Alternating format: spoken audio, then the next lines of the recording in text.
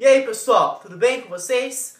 Nesta aula nós vamos fazer a lista de exercício de infravermelho, questão número 6, composto número 7. O composto 7, a fórmula molecular está dita aí no exercício, é C7H9N. E aí o exercício dá um espectro, evidentemente este espectro não é o mesmo que está aí ilustrado na folha de vocês, porque eu pulei uma parte aqui no meio, porque não cabe no meu quadro, então eu tive que colocar as partes que são necessárias para a elucidação estrutural do nosso composto que apresenta essa fórmula molecular, tá? Bom, pessoal, claro que aqui embaixo nós vamos ter os intervalos. O que nós temos que fazer aqui, ó? Pessoal, de tanto fazer exercício, de tanto condicionar, você sabe que essa região aqui, que corresponde a uma região acima de 3.000, eu tenho amina, ou seja, eu tenho estiramento NH. Falar que você tem amina ou dizer que você tem estiramento NH dá na mesma. Tá, então nessa região acima de 3.000, eu tenho com certeza, né, nessa região aqui, o quê? Uma amina. Acontece que essa amina, ela pode ser primária, secundária ou terciária. Como que eu vou saber qual tipo de amina que é? Bom, aqui você pode perceber que eu tenho o quê? Eu tenho duas bandas, uma para cá e outra para cá.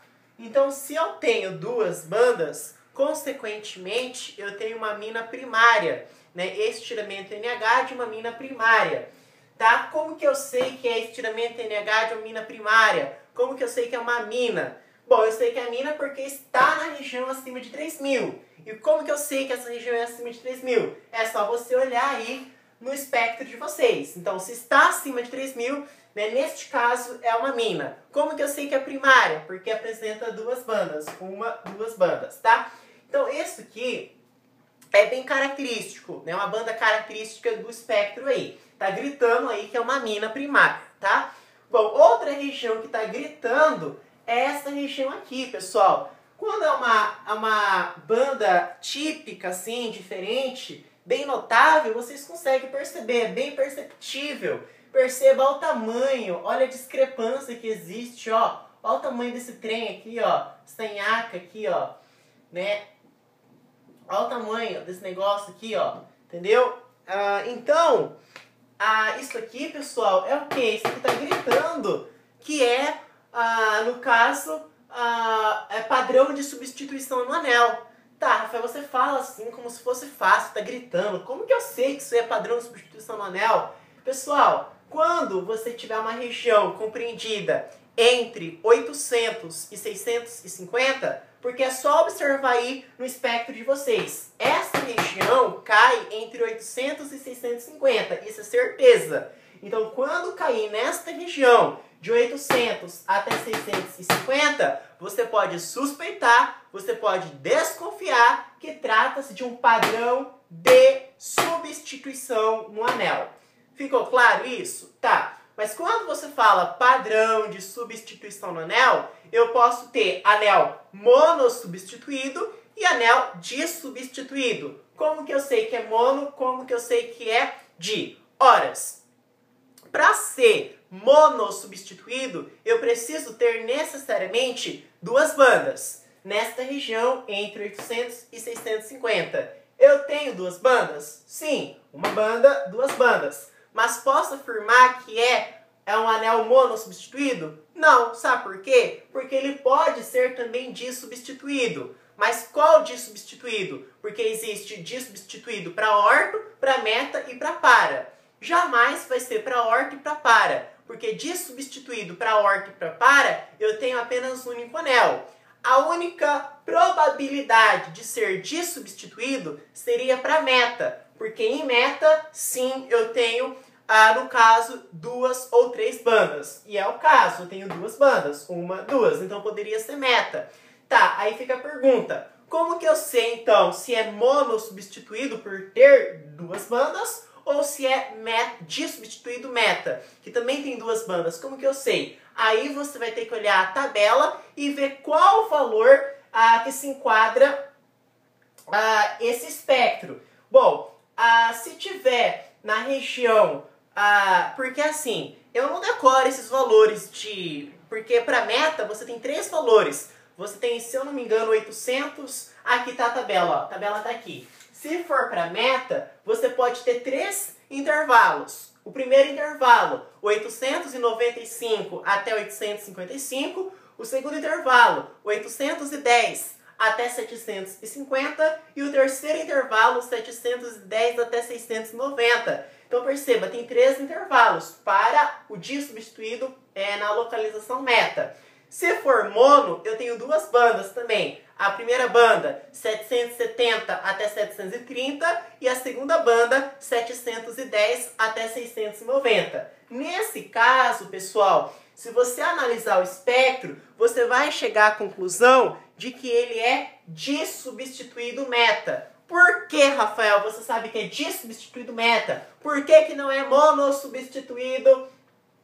Por que que não é monossubstituído? Porque o valor que está aí no espectro, se você for analisar, ele cai exatamente onde? Ele cai para meta, ou seja, ele cai no intervalo de meta.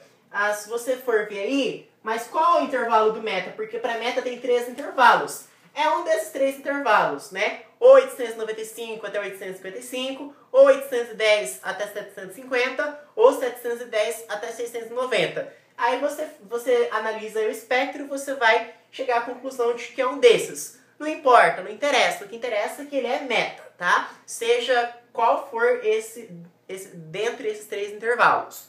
Bom, enfim.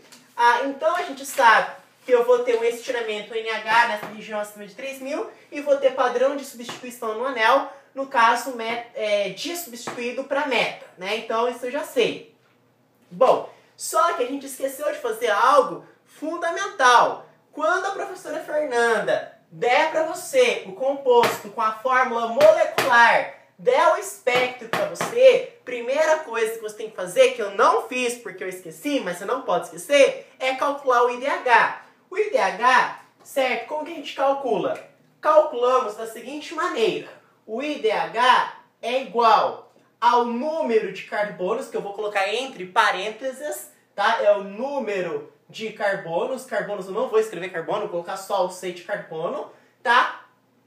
Menos, tá? Menos você vai subtrair o número de átomos monovalentes, que eu vou representar apenas por M de Maria, que indica monovalentes, dividido por 2. Fecha parênteses. Então você vai ter que fazer essa subtração. Número de carbonos menos número de átomos monovalentes dividido por 2. Né? Então, tudo isso dentro de parênteses, tá? Mas, aí você abre parênteses. Número de átomos trivalentes, que eu vou representar simplesmente pela letra T de tatu, dividido por 2.